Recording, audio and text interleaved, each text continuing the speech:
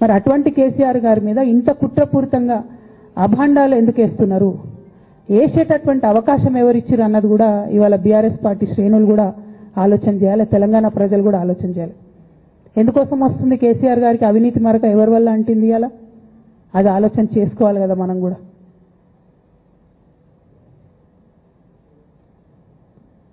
కొంతమంది కేసీఆర్ గారి పక్కన ఉన్నటువంటి వాళ్ళు కేసీఆర్ గారి పేరు చెప్పుకొని అనేక రకాలుగా లబ్ధి పొంది వారు చేసినటువంటి అనేక చెత్త పనుల వల్ల ఇవాళ కేసీఆర్ గారి పేరు బద్నామయ్యే పరిస్థితి వచ్చింది. అయినా మళ్ళీ వాళ్ళనే మోస్తాం, అయినా మళ్ళీ వాళ్ళనే ముందుకు తీసుకెళ్తామని అనుకుంటే పార్టీ ఎట్లా ముందటికి పోతుంది? ఒక బిడ్డగా నిజంగా నేను బాధపడతా ఉన్నా. ఇవాళ 5 సంవత్సరాలు ఇరిగేషన్ మంత్రిగా చేసినటువంటి హరీష్ రావు గారిది మేజర్ పాత్ర లేదా దీంట్లో? అందుకే కదా కేసీఆర్ గారు వారిని సెకండ్ టర్మ్లో తప్పించిండ్రు. ఈ మొత్తం కాళేశ్వరం ఎపిసోడ్లో కేసీఆర్ గారికి మరక అంటిందంటే 2-3 వ్యక్తులు కారణం. మాజీ రాజ్యసభ సభ్యుడు ఒకలైతే, హరీష్ రావు గారు ఒకలైతే, మేఘా కృష్ణారెడ్డి గారు ఇంకోరు, మేఘానో బోగానో ఏదో.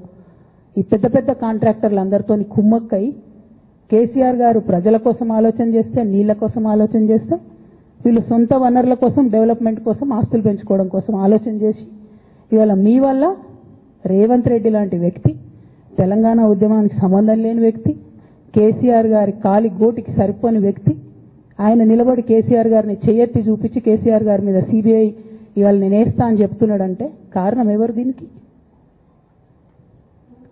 నేను భరించిన, ఇదే హరీష్ రావు గారు, ఇదే సంతోష్ రావు గారు అనేక కుట్రలు చేసినా కూడా భరించిన. నా మీద ఓపెన్గా మీడియా మిత్రులందరితో రకరకాల మాటలు చెప్తే కూడా నేను భరించిన. నా పర్సనల్ అటాక్కి నేను ఎప్పుడు కూడా వాళ్ళను ఇంతవరకు పేరు పెట్టి పిలవలేదు, మాట్లాడలేదు. ఫస్ట్ టైం చెప్తున్నా నేను. ఎందుకోసం చెప్తున్నా? కేసీఆర్ గారికి ఈ వయసులో సిబిఐ ఎంక్వైరీ ఏందండి? ఎందుకోసం ఆ కర్మ పట్టింది? ఎందుకు భరించాలి? ఇటువంటి వాళ్ళని చూస్తూ ఎందుకోసం ప్రొటెక్ట్ చేసుకోవాలి? బీఆర్ఎస్ పార్టీ తమ్ముల కోపం రావచ్చు, కానీ వాస్తవాలు చేదుగున్నా అప్పుడప్పుడు మాట్లాడుకుంటేనే, మందు తీసుకుంటేనే ఆరోగ్యం మంచిగా అవుతుంది. ఇట్లా చెప్పుకుంటూ పోతే చాలా చాలా అంశాలు ఉన్నాయి. వాటన్నిటి జోలికి నేను పోదలుచుకోలేదు. కానీ కేసీఆర్ గారు హిమాలయ పర్వతం అంత ఎత్తు లాంటి పర్సనాలిటీ ఆయనది. ఆయనను చేయబెట్టి చూపించి అవినీతి అని అంటే నిజంగా చాలా బాధ అవుతా ఉన్నది. ఎందుకంటే నా పెళ్ళప్పుడు నా పెళ్లి చేయడానికి కూడా ఇబ్బంది పడ్డటువంటి వ్యక్తి ఆయన. రాజకీయాలలో 40-50 ఏళ్ళు ఉంటే కూడా ఆస్తులు సంపాదించుకోలే కేసీఆర్ గారు. అనేక మంది వాళ్ళు మాట్లాడుతుంటారు, చాలా మాటలు మాట్లాడుతుంటారు, కానీ నాకు తెలుసు, నేను దగ్గరుండి ఆర్థిక పరిస్థితి చూసిన కాబట్టి ఎన్నడూ ఆయనకు ఆశ లేదు. అటువంటి మనిషిని పట్టుకొని సిబిఐ ఎంక్వైరీ ఇస్తాం, ఇదేస్తాం, అదేస్తాం. ఎవరు కారణం దీనికి అంతటికి? ఈ చేతగాని కాంగ్రెస్ ప్రభుత్వం మీ ఏసీబీ వాళ్ళు పోయి కాళేశ్వరంలో పనిచేసిన 3 ఇంజనీర్లను పట్టుకుంటే ఒక్కొక్క ఇంజనీర్ దగ్గర 100 కోట్ల ఆస్తులు వెళ్తే మీకు ఎందుకు ఎంక్వైరీ చేసే దమ్ము లేదు? వాళ్ళు వెనకాల ఎవరున్నారో ఎందుకు ఎంక్వైరీ చేస్తలేరు? ఖచ్చితంగా నేను ఇవాళ చెప్తా ఉన్నా, హరీష్ రావు గారు వెనక, సంతోష్ రావు గారు వెనక రేవంత్ రెడ్డి గారు ఉన్నారు. వాళ్ళని ఖచ్చితంగా కాపాడతారు అన్ని విషయాలను. వాళ్ళని ఏమనరు, వాళ్ళ గురించి ఏం మాట్లాడరు. బాణం ఎంతసేపు కేసీఆర్ గారి మీద ఉంటుంది. కేసీఆర్ గారిని మాట్లాడాలి, కేసీఆర్ గారిని బదనాం చేయాలి. కానీ దగ్గరుండి ఈ అవినీతి అనకొండలు బీఆర్ఎస్ పార్టీని ఏదైతే డిస్టర్బ్ చేసిందో వాళ్ళని మాత్రం ఏమనరు. ఈ ఇంటర్నల్ అండర్స్టాండింగ్ అనేది ఎక్స్పోజ్ కావాలి. రేపటి నుంచి నేను ఛాలెంజ్ చేసి చెప్తున్నా కదా, రేపటి నుంచి ఏం మాట్లాడతారు తెలుసా? ఈ మొత్తం బ్యాచ్లన్నిటికీ సోషల్ మీడియా బ్యాచ్లు ఉన్నాయి. వీళ్ళందరికీ బాగా చాలా చాలా బ్యాచ్లు ఉన్నాయి. వాళ్ళంతా రేపటి నుంచి ఏమంటారు? నన్ను ఒకళ్ళు బీజేపీ ఆపరేట్ చేస్తుందంటారు, ఒకళ్ళు కాంగ్రెస్ ఆపరేట్ చేస్తుందంటారు, ఒకళ్ళు రేవంత్ రెడ్డి చెప్తే మాట్లాడుతుందంటారు, ఇంకోళ్ళు బండి సంజయ్ చెప్తే మాట్లాడుతుందంటారు. ఖబర్దార్ బిడ్డ, నేను ఎవరు చెప్తే ఆడేటటువంటి తోలుబొమ్మని కాదు. నాది నాది నాది నాది కేసీఆర్ బ్లడ్, నాది తెలంగాణ బ్లడ్. ఇండిపెండెంట్గా నేను అనుకున్న విషయాన్ని చెప్తున్నాను. దానికి పొలిటికల్గా ఇబ్బంది అయినా, కష్టమైనా, నష్టమైనా నేనే భరిస్తా. కానీ దేవుళ్ళ లాంటి మా నాన్నను ఇవాళ సిబిఐ ఎంక్వైరీ చేసిండ్రంటే కడుపు రగులుకపోతా ఉంది ఒక బిడ్డగా. అందుకే చెప్తున్నా, ఇన్ని రోజులు చెప్పలే. ఆ మధ్యలో పోయినసారి నా కొడుకు గ్రాడ్యుయేట్ అయినప్పుడు వచ్చినప్పుడు నేను మా నాన్నకు రాసుకున్న లెటర్ లీక్ చేస్తే కూడా ఆ 70, 80, 90 రోజుల నాకు నరకం చూపిస్తున్నారు. ప్రతిరోజు సోషల్ మీడియాలో ఇష్టం వచ్చినట్టు రాపిస్తున్నారు. ఎప్పుడు వీళ్ళ పేర్లు తీసుకోలే, ఇష్టం వచ్చినట్టు ప్రెస్ వాళ్ళకు మాట్లాడుతూ చాలా విషయాలు చెప్తున్నారు. ఎప్పుడు వాళ్ళ పేర్లు తీసుకోలే.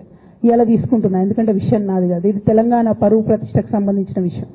ఇలా దేశంలో ఏ మూలకు పోయినా ఎక్కడికి పోయినా కేసీఆర్ అంటే ఒక మహానాయకుడు, త్యాగం చేసిన నాయకుడు అని చెప్పి మాట్లాడతారు.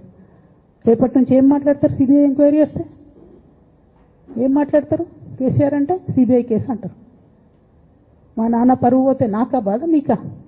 మీకు పైసలు కావాలి కదా, మీకు పేరుతోనేం పని? ఇంకా కూడా ఈ విషయాలు అర్థం చేసుకోకుండా, ఇంకా కూడా ఇటువంటి వ్యక్తుల్ని దూరం పెట్టుకోకుండా ఉంటే కేసీఆర్ గారి మీదనే సిబిఐ కేసు వేసేటటువంటి స్థాయికి వచ్చినాక ఏం పార్టీ ఉంటేంది పోతే. బీఆర్ఎస్ పార్టీ నాయకులు నన్ను తిట్టుకున్నా సరే, లోకల్ బాడీ ఎన్నికలలో నాకు నష్టం జరుగుతుంది అనుకున్నా సరే, మా నాన్న మీద సిబిఐ ఎంక్వైరీ పడ్డాక ఏముంది, తొక్కల ఎలక్షన్ ఒకటి గెలుస్తారు, ఒకటి ఓడిపోతారు. అసలు ఓడిపోయే పరిస్థితి ఎట్లా వచ్చింది? ఇటువంటి దుర్మార్గుల వల్ల కాదా వచ్చింది? ఆలోచన చేసుకోవాలి కదా. అంటే నా దగ్గర పైసలు ఉన్నాయి, టీవీలు ఉన్నాయి, సోషల్ మీడియాలు ఉన్నాయి, ఏటు పడితే అటు మాట్లాడతామంటే తోలు తీస్తాం చెప్తున్నా నేను. గీత గీసుకుంటాం బిడ్డ. మీరు ఒక్క కమెంట్ పెడితే మేము 10 చేస్తాం. ఏది పడితే అది మాట్లాడచ్చు సోషల్ మీడియాలో అనుకుంటూ చూసుకుంటూ ఊరుకుంటున్నా.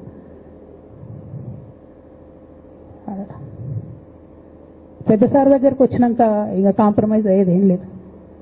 ఘోష్ కమిషన్ వేసిన రోజే నేను చెప్పిన, ఎందుకు రియాక్ట్ కాలేదు పార్టీ అని అడిగిన ఆ రోజునే. నిన్న సిబిఐ ఎంక్వైరీ చేస్తున్నా అని రేవంత్ రెడ్డి గారు అసెంబ్లీలో చెప్తే తెలంగాణ బంద్ ఖాళీ వద్దా, బగ్గు మనొద్దా? తెలంగాణ ఎట్లా మాట్లాడతారు? నిజంగానే మనిషి అవినీతి అయితే, నిజంగానే మనిషి డబ్బులు తినోడైతే వేరు మాట. ఆయనకు తిండి మీద కూడా ధ్యాస ఉండదా బాబు? తెలంగాణ అదే పిచ్చి. అట్లాంటి మనిషిని పట్టుకొని ఇవాళ ఏది పడితే అది మాట్లాడితే కూడా రియాక్ట్ కాకపోవడం చాలా దారుణం, చాలా దారుణం. నేను దీన్ని తీవ్రంగా ఖండిస్తున్నా.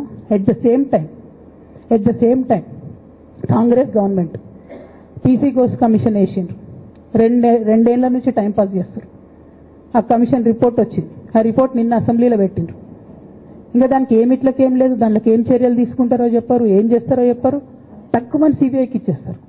అంటే ఇది ప్రీ ప్లాన్డ్, ప్రీ మెడిటేటెడ్, ఖచ్చితంగా కేసీఆర్ గారి ప్రతిష్ట దెబ్బతీయాలనేటటువంటి ప్రీ మెడిటేటెడ్ అటాక్ తప్పితే ఇంకోటి కాదు. ఇన్ని ఏజెన్సీస్ ఉన్నాయి రాష్ట్ర ప్రభుత్వంలో. మీ ఏసీబీకే దొరికింది కదా ఇదే కాళేశ్వరంలో అవినీతి తిమంగళాలు. ఏమైంది? ఆ రిపోర్ట్ ఏమైంది? వాళ్ళ మీద చర్యలు ఏమైనాయి? దాని కంక్లూజన్ ఏంది? ఒక్క చిన్న ఎంక్వైరీ కూడా ఇప్పటివరకు కంక్లూడ్ చేయలేదు కాంగ్రెస్ గవర్నమెంట్. ప్రచారం ఎక్కువ, పని తక్కువ. ఎప్పుడైనా మీ తప్పిదాలు బయటపడుతున్నాయి అనుకుంటే, ఎప్పుడన్నా ప్రజలు తిరగబడతారు అనుకుంటే వెంటనే ఒక రిపోర్ట్ వేయాలి, వెంటనే కేసీఆర్ మీద ఒక ఆరోపణ చేయాలి. ఇప్పటికి కూడా రేవంత్ రెడ్డి గారికి కేసీఆర్ గారి పేరు చెప్పుకోకపోతే ఆయన ఫోటో కూడా పేపర్లో వేరేమని భయం పాపం. అందుకని ఆయన రోజు పొద్దుగాలేస్తే కేసీఆర్ని తిట్టుడే తప్పితే ఇంతవరకు కూడా వేరే ఆలోచన చేయడం లేదు. మేము డిమాండ్ చేస్తా ఉన్నాం కాంగ్రెస్ ప్రభుత్వాన్ని, మీరు బట్టగాల్చి మీదేసినట్టు ఆరోపణలు వేయడం కాదు, మీకు దమ్ము ధైర్యం ఉంటే నేను పేర్లు కూడా చెప్పిన, చూడండి ఎక్కడి వరకు పోతారో చూస్తాం. మీకు అండర్స్టాండింగ్ లేకపోతే మీకు అండర్స్టాండింగ్ పెట్టుకొని కేసీఆర్ గారిని టార్గెట్ చేయడం ఇది పొలిటికల్గా కరెక్ట్ కాదు. మన రాష్ట్రంలో ఇటువంటి వాతావరణం ఇదివరకు లేకుండే, రేపు పొద్దున కూడా ఉండొద్దని చెప్పి నేను కోరుతాను. కాంగ్రెస్ ప్రభుత్వం కేవలం కాళేశ్వరం విషయమే కాదు, బీసీల విషయంలో ఎంతగా మోసం చేస్తున్నారు. ఫస్ట్ ఏమో బిల్లు పెడతారు, మేమందరం లొల్లి పెడితే టైంపాస్ చేసి 1.5 years తర్వాత బిల్లు పెట్టిరు. బిల్లు పెడితే కనీసం గవర్నర్ దగ్గర పోరు, కనీసం రాష్ట్రపతి దగ్గర పోరు, ప్రధానమంత్రి దగ్గర పోరు. గవర్నర్ పెండింగ్ పెట్టుకుంటే ఎందుకు సుప్రీంకోర్టు కోతలేరు? ఇంకా కూడా మళ్ళీ ఛాలెంజ్ చేసి అడుగుతా ఉన్నాను నేను, ఎందుకు సుప్రీంకోర్టు కోతలేరు? మీరు September 30 లోపల ఎన్నికలు చేస్తామని చెప్పిండ్రు. September 30 లోపల సుప్రీంకోర్టుకు పోండి. డీమ్ టు బి అప్రూవ్డ్ అనుకుంటే ఇదే ఎలక్షన్లో బెనిఫిట్ అవుతుంది కదా బీసీలకు. ఆ తర్వాత ఇంకొక ఆర్డినెన్స్ తెచ్చిరు, అది పెండింగ్ ఉంది గవర్నర్ దగ్గర. కనీసం దాని మీద సుప్రీంకోర్టు కోండి, దాని మీద కూడా పోతలేరు. మళ్ళీ నిన్న కొత్త కథ, 50% స్లాబ్ ఎత్తేస్తామట. కామెడీ రోజుకి. ఏంది ఇది? ఎందుకోసం అంటే ఇదంతా బీహార్లో ఎన్నికలు అవుతున్నాయి. వాళ్ళ రాహుల్ గాంధీ గారి పిఆర్ యాక్టివిటీకి రోజు ముచ్చట చెప్పాలి ఆయన. ఇక్కడ వీళ్ళు నిన్న 50% క్యాప్ ఎత్తేస్తున్నామని కొత్త కథ చెప్పిండ్రు. మీరు చూడండి రేపెల్లుండి నుంచి రాహుల్ గాంధీ బీహార్లో ఏం మాట్లాడతాడు. హమ్నే 50% సీట్ తోడది అంటాడు ఆయన బీహార్ ఎన్నికలలో.